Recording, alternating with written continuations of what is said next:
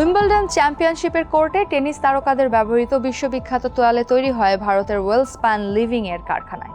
এতকাল British high স্ট্রিটের নামী রিটেইলার জন লুইস বা টেসকোর তাকে এই ভারতীয় তোয়ালে কিংবা বেডশিট পৌঁছাতে গুনতে হতো প্রায় 12% শুল্ক।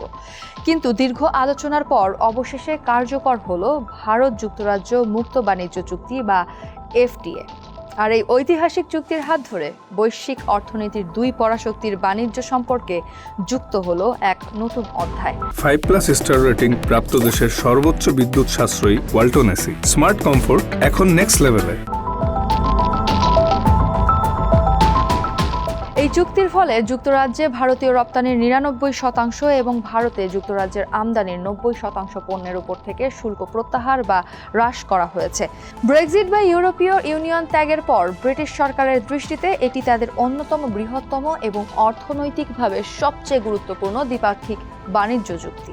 দীর্ঘমেয়াদে এই চুক্তি যুক্তরাজ্যের জিডিপি প্রায় 4.8 বিলিয়ন পাউন্ড এবং ভারতের জিডিপি বার্ষিক 5.1 বিলিয়ন পাউন্ড বৃদ্ধি করবে বলে ধারণা করা হচ্ছে। বিশেষ করে টেক্সটাইল, তৈরি পোশাক, জুতা এবং সামুদ্রিক পণ্যের মতো শ্রমনিবিড় খাতের ভারতীয় উদ্যোক্তারা এখন বড় ধরনের প্রবৃদ্ধির স্বপ্ন দেখছেন।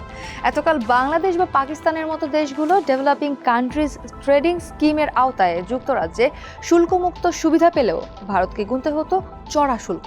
ফলে যুক্তরাজ্যের হোম টেক্সটাইল বাজারের সিংহভাগই ছিল পাকিস্তানের দখলে। এখন শুল্কের সেই দেয়াল ভেঙে যাওয়ায় ব্রিটিশ ক্রেতাদের সঙ্গে সরাসরি দীর্ঘমেয়াদী যৌথ পরিকল্পনার সুযোগ তৈরি হয়েছে ভারতীয় কোম্পানিগুলোর। অন্যদিকে এই চুক্তি ব্রিটিশ অ্যালকোহল ও স্পিরিট উৎপাদনকারী প্রতিষ্ঠানগুলোর জন্য এক বিরাট টার্নিং পয়েন্ট। ভারতের বাজারে প্রবেশ করতে স্কচ হুইস্কির ওপর এতকাল যে 150% চড়া আমদানি শুল্ক ছিল তা তাৎক্ষণিকভাবে কমে দাঁড়িয়েছে 75%। আগামী 10 বছরে যা ধাপে ধাপে নেমে আসবে মাত্র 40%। ফলে দিল্লির মডার্ন ড্রিঙ্কস প্রাইভেট লিমিটেডের মতো আমদানিকারক প্রতিষ্ঠানগুলো এখন থেকেই যুক্তরাজ্যের সরবরাহকারীদের সাথে লজিস্টিক্স ও প্রয়োজনীয় নথিপত্র গোছানোর কাজ শুরু করেছে, যাতে সংশোধিত শুল্ক কাঠামোর পূর্ণ সুবিধা ক্রেতাদের কাছে পৌঁছে দেওয়া যায়। তবে এই উজ্জ্বল সম্ভাবনার পাশাপাশি কিছু বড় চ্যালেঞ্জের কথাও মনে করিয়ে দিচ্ছেন বাণিজ্য বিশেষজ্ঞরা।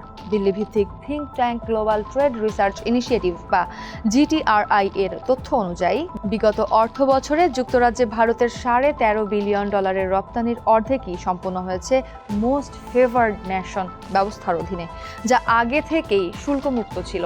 আবার ভারত যে $11.7 বিলিয়ন পণ্য আমদানি করেছে তার 45% ছিল রূপা, যা এই চুক্তির আওতার বাইরে রাখা হয়েছে।